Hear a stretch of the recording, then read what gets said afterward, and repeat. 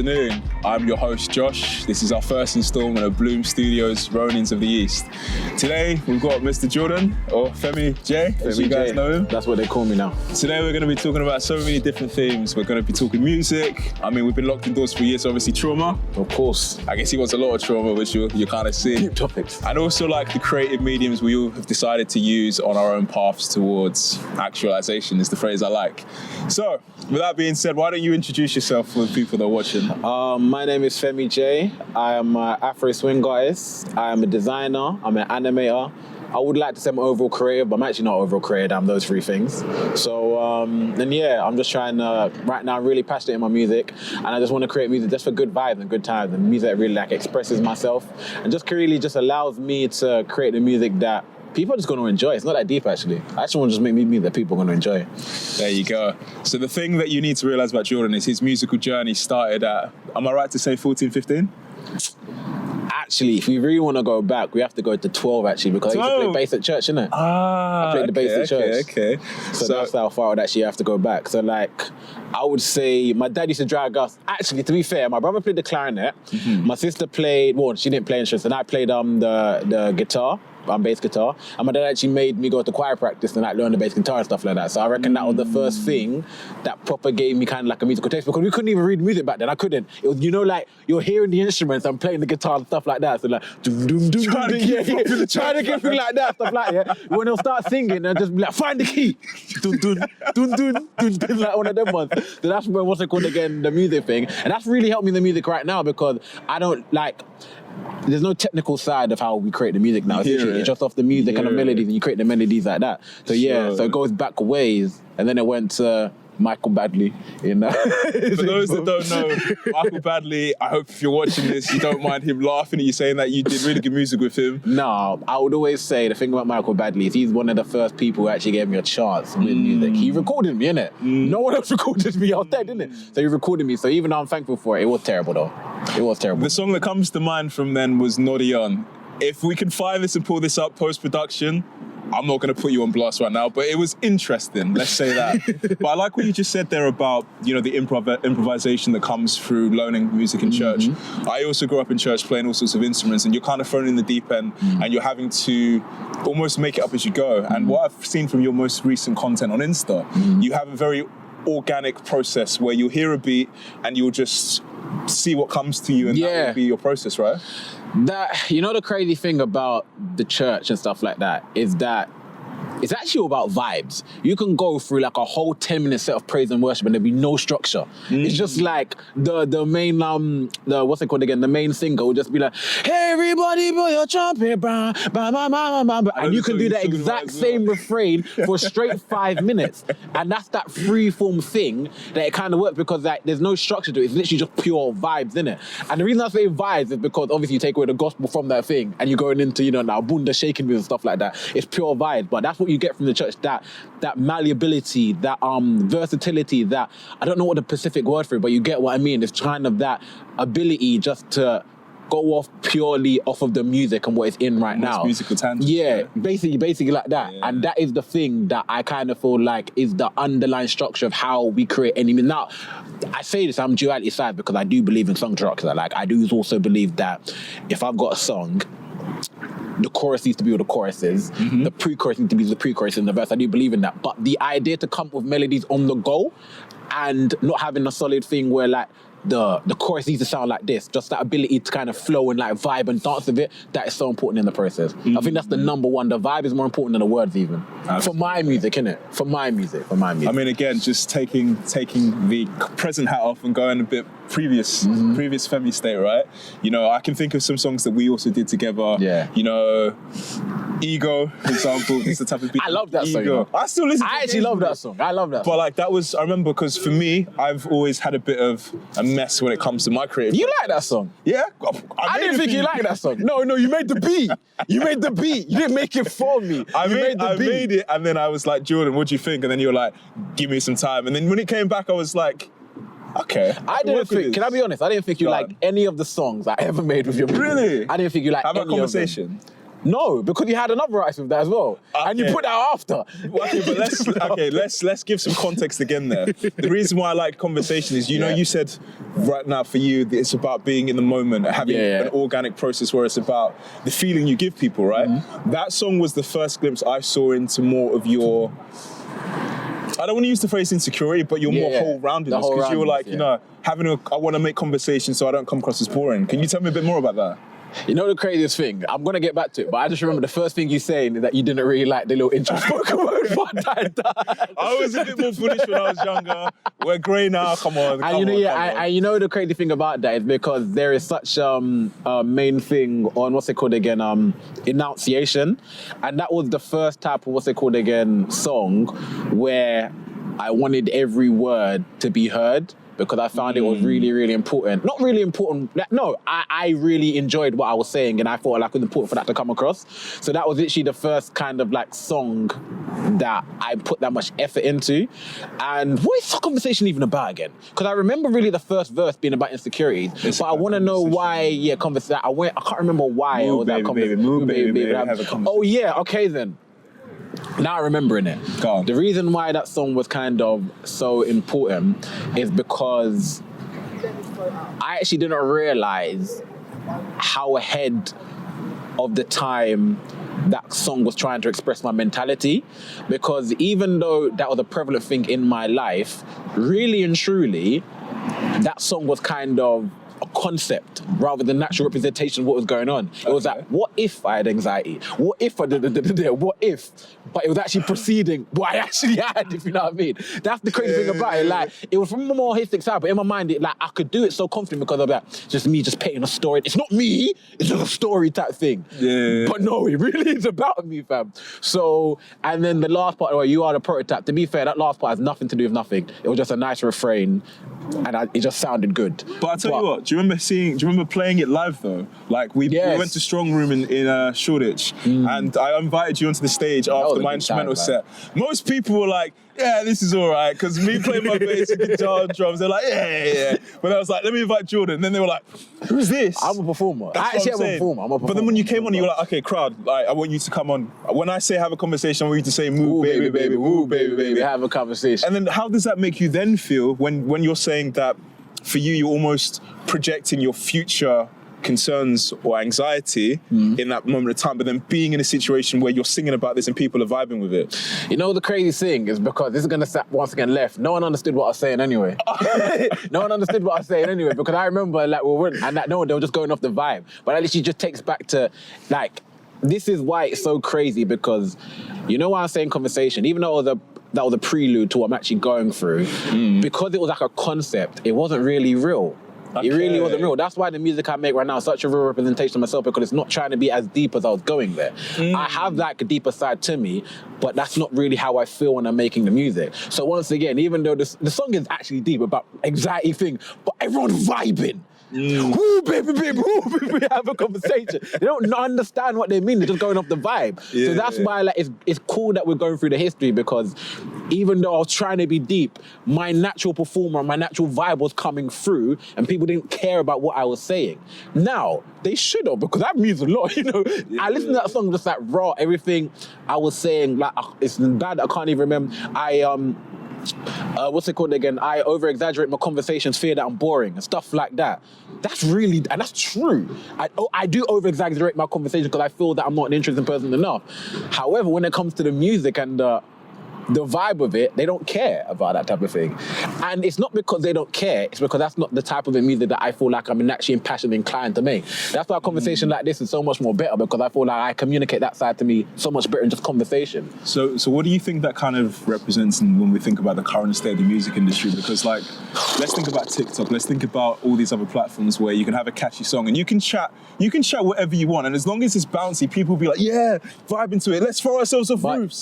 It's not just because it's bouncy, it's because the authenticity in the person that's doing it. This is the thing, like, music is so much more just about the words that you say and the melodies that you use. It's the authenticity and the vibe that you give out. Like, there are some manufactured bumpy songs that don't do as well because it's manufactured.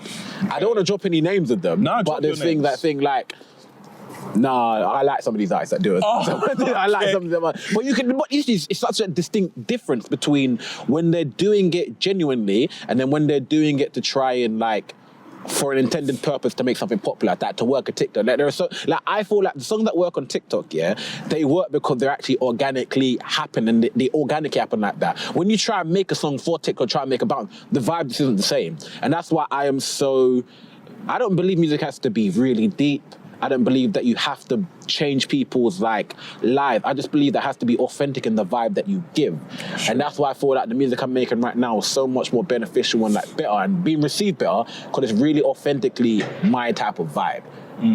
We can go back into the days like who were listening to that. I know we haven't got to the point like listening to Gold Link, listening to Childish Gambino, listening to Isaiah Rashad. When I was making that music, I thought I love that, so let me try and make that type of music because I love it so much. But that's not me. I am like, even though I am deep, when it comes to the music and the lyrics, I'm not that deep. My musical taste and tone isn't like that. It's different places. Yeah, so it almost sounds as though like for you, you know, because again, you put me on Gold Link, you put me on Isaiah Rashad. You're welcome. Yeah, in fact, I was influencing my production a lot, man. And I remember, like, especially whilst we were growing up in that SoundCloud community, we got exposed to so many different types of genres, right? I miss SoundCloud. I like this. I like this. I'm gonna copy SoundCloud this. so much. How do you think that's kind of also changed your style now that we've moved to more Spotify and also using like Instagram as like a marketing tool for yourself? SoundCloud was such a good era. It was. SoundCloud era was. It was fun. It was like you could speak to your peers, you could speak to people like Gold Link at the time because they were coming up. They were like coming Keitra, up. Little Sims, all these other artists. I was jealous of the SoundCloud era though because maybe this was jaded, but I thought it was more geared to producers, innit? It was. I thought the SoundCloud was the produce game. If you're an up and coming artist, if you're an up and coming artist, there, I was so frustrated in the SoundCloud era. I love finding the artist there, but I was so frustrated because it felt like if you're a rapper, no one wanted to hear you, bruv. Yeah. Everyone just wanted to hear Keitra Nada, Masego, Medicine, all these people. They wanted to hear the Soul Lecture, the whole thing. That was the whole thing. But if you're a fan, it was an amazing time because you could find an artist you'd never heard of, and they had a whole catalog there, and it was like it just felt easier to find people. I don't know why. I feel like the interface with Spotify, they say is geared for artist discovery, but I don't feel it is. Okay. It's geared, once again, because a bit of a marketing and a designer, the aim of an app is to keep someone on the app for as long as possible. That is the aim of the app. Let me just move this for a second. Oh, sorry, yeah. Part of my brand, isn't it? What's the aim of what's they call it again? An app is to keep someone on the app for as long as possible.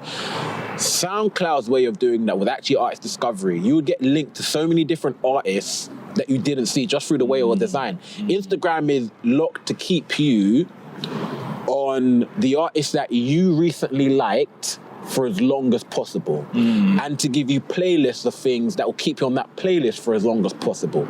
They say it's made for artist discovery, but it really isn't, and that's why it's so different to navigate the DSP space. What's DSP? DSP. Oh, bruv, I know it off the submit. It's he's dropping acronyms and he doesn't know. What's the D for it? Distribution? No, it's DSP, something streaming platforms. Do you know the game? What's the D again? Something streaming platform. DSP. Nah, you just... Digital, there we go. Digital streaming platform. Bruv, I know this, bruv. I'm a technical guy. I know what DSP means there. Digital streaming platform. That's why digital streaming platforms are... Bruv, I don't know brain blank, isn't it? What's it called again? That's why digital streaming platform is so like... And I actually really want to talk about this because I feel like artists really need to know about this because once again, my music never started having any sort of traffic or ban base until I understood the idea of marketing and to bring these and how to work a DSP. And the thing about these DSPs, yeah, is that your job as an artist is to bring people to that DSP. You want to bring people to that platform so they can stream the thing. And once you start bringing people to that platform, the platform will thank you for that by getting you on the algorithm and start pushing you. In terms of playlists? In terms of algorithmic playlists. So in terms of your Discover Weekly, your radio, your Fresh Finds, all that type of stuff is an algorithm that, because you're bringing people to the platform, the algorithm started to understand the type of people that's going to like your music, and then from that, it will start to push your music music to those similar type of people because it's got all the data on you. And who knows, that Facebook is probably sharing this data with Spotify, Instagram probably got, and they're selling. Bruv, this is actual things that they do behind the scenes. So once you start to understand that, you start to be like, the game is not just about to make music, it's about to find your audience. Okay. So you now have to start to put your music in front of people who are going to like your music. So they go back to those DSPs, for the DSP can build a profile of the type of person who's going to like your music, so start pushing it to that type of people. So it's a much from a marketing, because with SoundCloud is literally just like, if you make something lit, it can just pop. It's true, you know. It can really just pop because artist discovery is such a thing on that. It's such a thing on that. Like, it's literally everyone's kind of on a kind of like an even playing field when it comes. That's why I really miss the SoundCloud era in that type of sense. If you're a producer, if you're an artist, you're fucked. I don't care what you say. Like, you're messed up in it. However, the DSP is so much more of a strategic playing field now. It's really strategic. You have to market in such strategic ways in this day and age just to get an audience. Would you not say it's almost in the same way that thinking like along the lines of A&Rs, thinking of production labels, collectives, are they more geared towards finding someone that already has all of their business strategy refined and is already doing a lot of this behind the scenes work? Because for you, for example, I know you've taken a massive emphasis developing your brand on Instagram. You've also, I mean, just before this, you were showing me like your campaign. You have to manage yourself, innit? So like, how have you found navigating that without like an actual label backing? So we asking what my opinions on A&Rs and stuff, or we're asking how I've navigated without a label? I'd say both, because it sounds as though like the power is very much in the platform's hand as to who gets exposure to a wider audience, if that makes sense. Okay, so if I'm an A&R, it's a job. And my job is to get talent. Hopefully that talent do. I'm just going to click my back while you carry on. Hopefully that talent will do mazzes, and everyone remember me as the A&R who brought in the mad talent to the industry, innit? Yeah. So if that is my job, and my job is to excel in it, why would I go on an artist no one has ever heard before? Why would I not just shoot for an artist that already has 500k followers and most likely is going to pop off just from the following they already have? So that tells me that initially you're not really going off of the talent, you're going off the metrics. So why would me as an up-and-coming artist ever try and rely on an A&R where the easiest way for him to do his job is to go for someone who's already popping? And that's just on a business thing, bro. Like, it's a job. I just want to excel in my career. That's really what it is. So thinking from that angle, why would I depend on somebody like that to try and get me? My job is to make myself pop off. So I have to do everything in my hand to try and make that thing pop off. And that's why when it comes to a label, this, that, and the third, their prerogative isn't to find the talent. Their prerogative is to profit off of the music industry. So I can't depend on them. You can't depend on them. So you have to do everything yourself. You have to be your own A&R. But what does that entail though? Like, what does it entail to be an artist in the 21st century that doesn't have any of the support and is still... Because again, look at your numbers. Look at how you're streaming on Spotify. Look at the playlist you've got yourself on. I know that you've done a lot of... So in a business sense, we call it business development. Like, that's what you've done. You've literally gone out to these blogs, companies, and you've been like, this is me. You have to. How did you do that? Exactly what you said. You have to go to these people and say, this is me. Well, no, okay. This is what I always say, yeah. Just kicking me. Sorry, no, because I really enjoy this type of conversation because I feel like as artists, nobody teaches us this thing. Exactly. And going to like, I'm gonna circle back, but it's like, it's no one's job to teach you business. However, the secrets have been kept away in general from the black community for years and years and years. So why is it when we finally start to discover how to actually do these things, we don't teach each other? And we like the same thing that the white man has told us, no business teach you business. Then we go to our own black brothers and sisters and be like, it's no one's business teach you business. No, they say that to us. You know, yeah, the white people teach their kids the business. They do. Like, bruv, a white CEO, you think that he's not going to teach his 20-something-year-old cousin's son how the business works? He does. So we need to do it ourselves as well. So that's why that's why I want to say what I'm going to say. So when it comes to navigating or trying to build yourself and stuff like that, you need, since I'm a designer. Yeah. Being a designer, they teach you the design process. The design process is research, initial ideas, developing ideas, testing, and then final ideas. And that is all before you go to market. All that process is where you go to market. You have to have the final product before you go to market. So that's the first thing I say. Make sure you've got the final product. Make sure your music is good enough that when you market it, it can sell. That's the first thing. So that's artist development, all these type of things. And that's what a lot of people don't do. They don't separate the making the music with the marketing of the music. Let's stay there for a second because I feel like you're going to go through different stages of like an overall project execution, right? So that initial ideation stage, how do you as an artist define when you feel like your music is commercially ready to be pitched? Now, obviously music is subjective when it comes to taste and stuff like that. For sure. But I honestly think that I'm a designer. Testing, man. Test your music. When you're in the whip with people, play it in the car. And if nobody says anything about it, then you know. no one says anything about it. But if people go, who's this? Play it in a social, say, bro, no, you don't even have to say it's me. Smile. Just smile. You will know. Okay, then. Thing like this. If someone says switch it, you know. And then also, what's it called again? Ask your friend your opinion and ask strangers. Ask strangers you aren't your boy who's just gonna support, yeah, man, decent. No, don't think like that. Go to like people you don't know and test your music. There is nothing wrong with testing that. If you had a product, you would test it, wouldn't you? Absolutely. Music in a business, it's a product. So do that as well. And then also, what's it called again? Don't be afraid to record and like experiment as well. Don't be afraid to like, the first tune you make isn't gonna be the banger. I know some people get lucky, like some people like Trinidad James back in the day said they only been rapping for 3 months and then the first tune they made was all gold, everything, they blow up. Bruv, you are not Trinidad James. That's what it is. You are not that. Don't live life as if you are going to pop. Like, I would never base anything off of the 1% chance that it's gonna happen. I will never buy a Lamborghini thinking, if I buy this lottery ticket, it's gonna win for me, I'm gonna get the Lambo. That's not really what's gonna happen. You have to go with the most likely solution. So record a lot, test your product, and really work on your craft until you are without a doubt that yes, not even that it's gonna blow up, but there is a demographic that is going to like my music. I'm sure of it. I've identified the demographic. There you go. And it's going to like my music. And then once you've shown about that, and you've done all the testing and you know it's going to work, then we go to market. So I want to stay here because this is really interesting, right? And this is, I mean, for you are such a interesting character in the sense of you sit in so many intersections of life, both in your personality, your creative expression, like you said, designer, marketer, producer. Because you can produce, you did a little bit back in the day, remember? And artistry, right? But the name Flower by Femi, right? You know, for you that holds a lot of sentimental value because that very much indicates you almost finding your niche and finding an artist, or not even artist, an audience that you can just be your authentic self with. How did you get to that point? Because it sounds as though, from even my own exploration, right?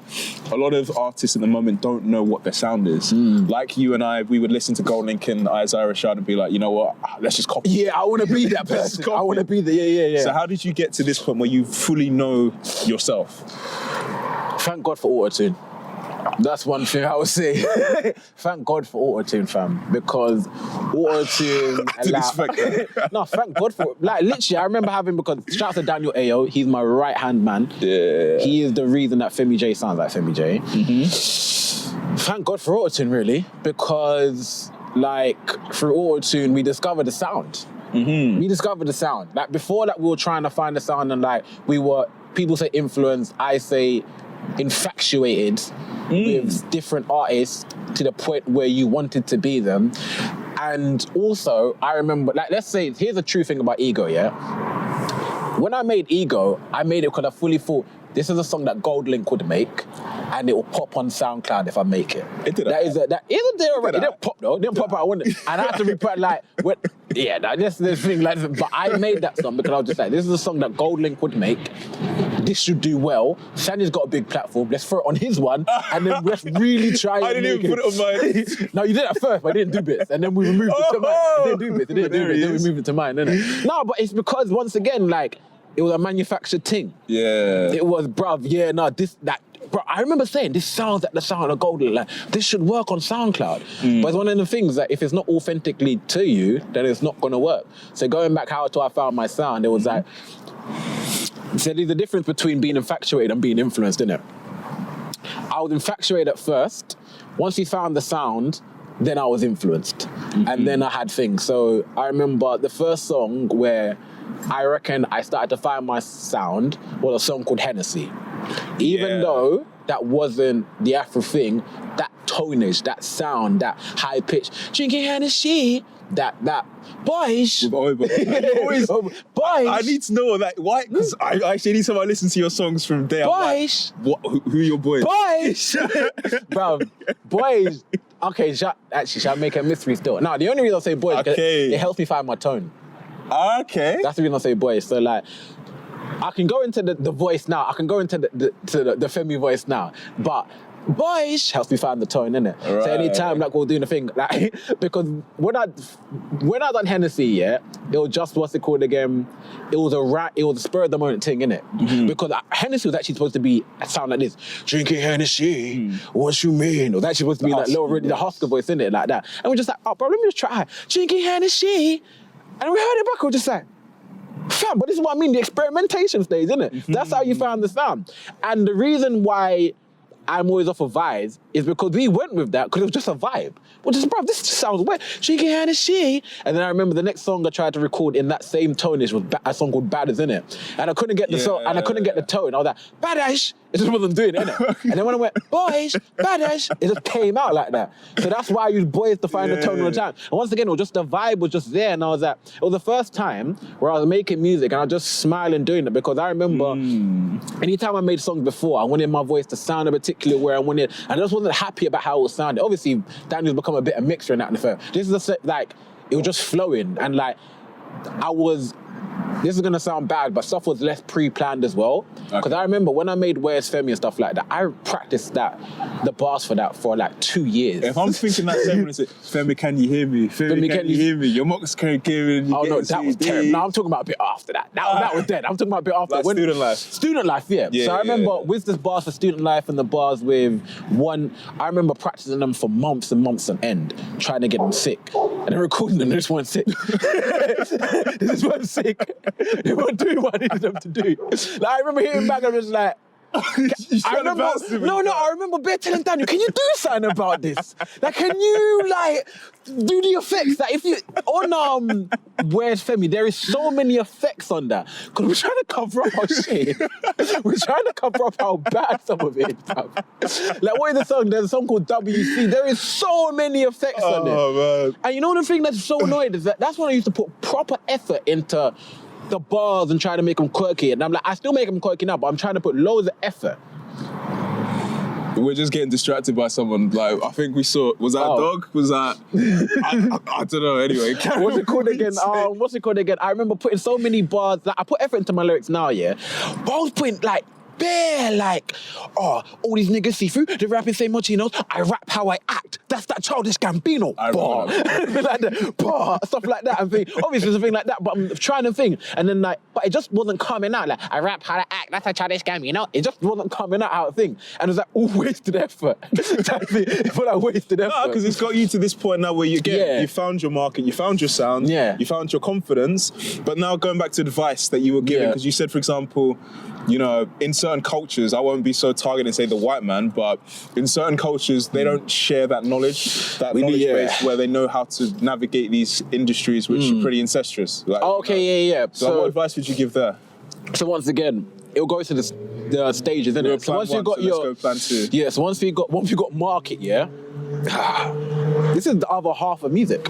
Music, this is going to sound so bad, people are going to disagree. It's 50% the music, 50% everything else. Maybe 60% everything else. And everything else is the stuff that they don't teach us because there's information out there that artists don't even know that they need to ask for. So let's say that you're playing like, I don't know, football, and you've been playing it, and then you're about to score a goal, but you're ahead of the defender and you pass and it's offside, innit? There's people that don't even know about the offside rule. Okay. That's what I mean about this industry thing. Yeah. There's people that don't even know that there is an offside rule. And that's the type of information that we need to give. So like, it's so much information, but just stuff like how to get on a DSP. Who remembers what that is? Digital streaming platform. How to get on a digital streaming platform. Like there's artists they're rapping and stuff like that, but they don't even know how to get on Spotify and stuff like that. So they don't even know that there's a distro kid. They don't even know that there's a Ditto music. They don't even know that there are these things that you can sign up to get on stuff like that. Yeah. They don't know that you're not just gonna blow, fam. They don't know that. They think if I put something on GRM Daily, it's gonna get 1 million views. No.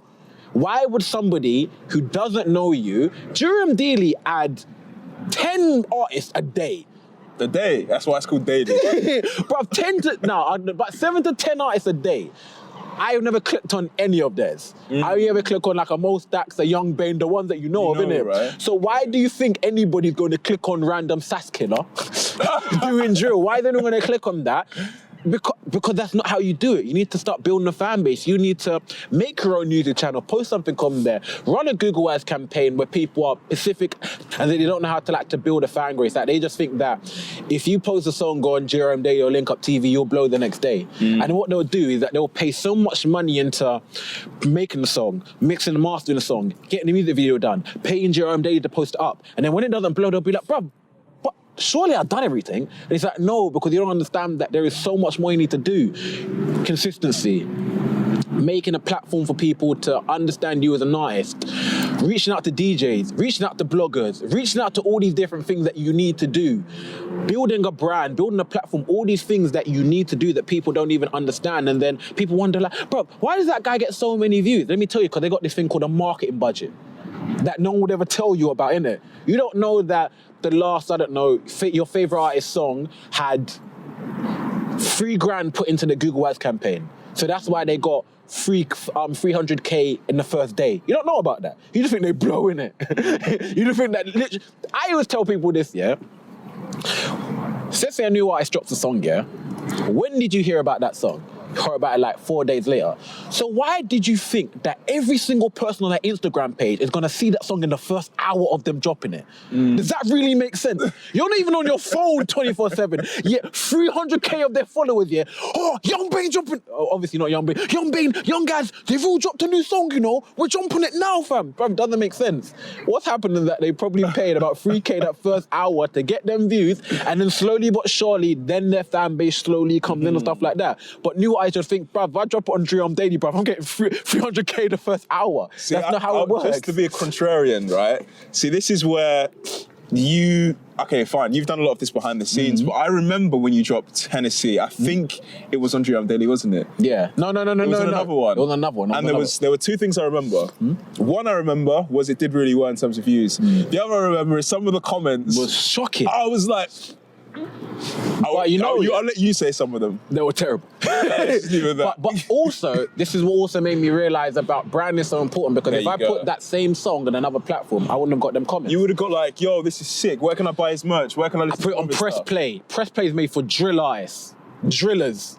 And I'm on Effeminate Flowers where cheeky Hennessy. What you bro, I was gonna get slandered. And this is why. And this is one of the things about branding and what artists don't think, because they literally just put it on any platform thing, it's going to get better. And that was me being a naive artist as well. It's a big platform. They said, yes, let me put it on there, innit? Let me put it on there. It makes no sense.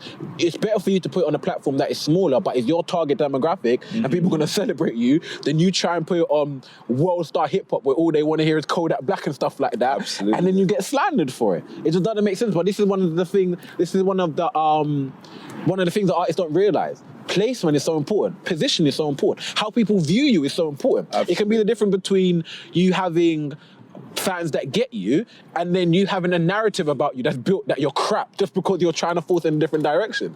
So there's just so many aspects of it that really build up who you are as a person, and they build up how your just general musical experience is gonna go. Just in general, because music's not all of it. Everything else is. Absolutely.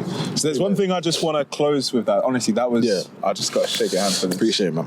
Rings. Sorry. Okay, don't leave me hanging. Let's get to the trauma, man. No, I mean, we're done with this. But what I just want to say is like, so this is obviously called Ronin to the East. Yeah. The definition is a drifter or a wanderer, a samurai without a lord or master during the feudal period between 1185 and 1868 of Japan. The way I interpret this in this context is you're forging your own path. You've decided to go against the grain and make music which is a true reflection of your inner being, right? What do you think the next state for you is going to look like then? If we speak in a couple months, what's coming? Bare music. However, like bare. Shouts to Lace Cadence. He's a radio DJ, a radio presenter in America, KPX Radio, Overnight Afrobeat Show. I'm working really closely with him. If I'm being honest, this is like the first time where I'm really getting locked in with a producer and we're crafting the sound together. I'm really excited for that because I feel like it's elevating the sounds and it's elevating it to... It's sculpting it into a direction that is really going to make me more unique than I think I am. It's I'm really enjoying it because it's the first time I'm working with, because it's just been me and Daniel really before, but it's the first time there's a third complement on the musical side, because like me and Daniel have been working on the voice, they've been working on my sound, like who Femi is. He's now bringing in the production and the music and making it whole, if you know what I mean. So that's what I'm really excited for. Depending on how singles do and how directions go, depends on if I'll drop a project or not. Because we've been saying this for time, man. We've been waiting. Flyboy Femi. Yeah, we have been waiting. Yeah. We have been waiting, haven't we? We've never been waiting. But once again, now I'm managing myself as well. So you have to see what the climate's saying, what's happening and stuff like that. What I can say is I've got enough music to make a... Flyboy Femi is ready, in a sense. There is enough music for Flyboy Femi, and there is enough vibe, there is enough of everything for Flyboy Femi. However, it's not just about the music right now. It's how you package it, the right timing, what we're doing it. And also, I'm really just enjoying making a lot of music right now. Like, it's to the point where I've made songs that I'll probably never even drop. That are just in my SoundCloud that I'm listening to. I'm really enjoying the process. I'm really just enjoying like having my sound, if I'm being honest. And I'm enjoying living in my sound, innit? I'm enjoying the fact that I'm confident in myself and nice right now. Because before, like, even if I don't stream or get the numbers that I want to this, that, and the third, there was a bit of insecurity that came with my music, because it's kind of like, you feel it in yourself, innit? You don't bang how it should bang. You're not getting the reactions like the reaction you want, because obviously like we're artists and stuff like that. We make music for ourselves, but if we play it in front of you and people say it's dead, it hurts. You're showing a part of yourself. You're showing a part of yourself. And they're rejecting it. It's like, no. I don't like it. It hurts, innit? But I'm really just enjoying the fact that I've got supporters now. Like, I'm enjoying the fact that I've got like fans. Like, I'm enjoying the fact that I've got people that like the music so much that they're personally messaging me, people reaching out. I'm just enjoying a lot of it and stuff like that. I'll tell you one of the maddest things just on that as well. Like, it was so good to see, polarizing, but good to see like you post like this woman or this girl like dancing. I was like, that was a good thing to see. I'm not gonna lie, fam. It's one of them ones like it's so crazy that you start to. There's a difference between. It was so close to my face. Did you see it? No, I didn't. Almost just took your this out. I thought it was a worm, but anyway, carry on. It's so... Just put it in. Stop the cameras. Don't inside. No, but it's just like a real difference in the reception now. Like, before it was like you're almost trying to convince people you're doing this music thing. Like, oh, did you listen to it? Like, what do you think of it? You're bare asking them, like, what do they think? Did you listen to this, that, and the third? But now it's like people just coming up to me like, bruv, I heard this and it's sick. I heard, oh, did you know that my sister bare likes the music? Oh, it's like, it's coming to you right now. And it's a different experience. Obviously, because this is the beginning of actually proper having people supporting and stuff like that. It's the beginning of, like, I'm not used to it yet. So I'm just really enjoying it. And I know it's just on the musical side, I'm really enjoying going to the studio every week and coming out with something that is generally like, no, like, I like this, innit? I like this, and I'm just really enjoying it. And we need to get back into the booth as well, man. Watch this space. We need to get back into it, because I honestly reckon that some of the direction that I'm going and stuff like that, maybe will influence you to do, like, I feel like you won't be reaching to be in that area. I feel like you actually be like, oh, actually, this will be, you want to make some of this music like that. It wouldn't be like, oh, I have to make a draw, it's a draw beat. It would be like, no, I can do my own spin or my own, like, interpretation of it. So I reckon you actually be interested in think. I'll send you some stuff. Yeah. Some stuff in it. Yeah. And on that note, look, thank you so much again for your time, man. I appreciate it, real. It's cold, let's go indoors. But I've just been told he can superimpose this after. So, like, obviously, to make sure to follow Jordan on his social media, his Insta, his YouTube, Facebook, if you got that. Because I'm good at branding, everything is Femi Jaye. Femijaye. Not Fish Shot Femi Jaye or Femi Jaye World. Everything is Femi Jaye. Apart from Facebook, which I made when I was dumb and young, which is Femi Be Chilling for some reason. But we don't use it as the main platform. Everything else is Femi Jaye. Go there. The main ones are Spotify, Instagram. That's the main hub. That's the main place that you'll get all, like me telling you updates and the music and stuff like that. I have merchandise coming soon, music coming soon. I don't know when this is going to drop, but if this has dropped at the time stream, then stream my new single. I won't say the name just in case that's the thing. But my new single, stream it. And Flower Boy Femi is definitely coming at a period of time. So if you're waiting for that, it's not forgot. And you'll really be happy that you waited when you get Flower Boy Femi. Amen. You will be happy when you get Flower Boy Femi. Cool. I'm gonna walk away now because it's cold. Like, let's go cold, indoors. man. Thank you. Man. Bloom Studios, Ronnie's of the East. Thank you for having me. Thank you for having me. Sweet. That's a wrap.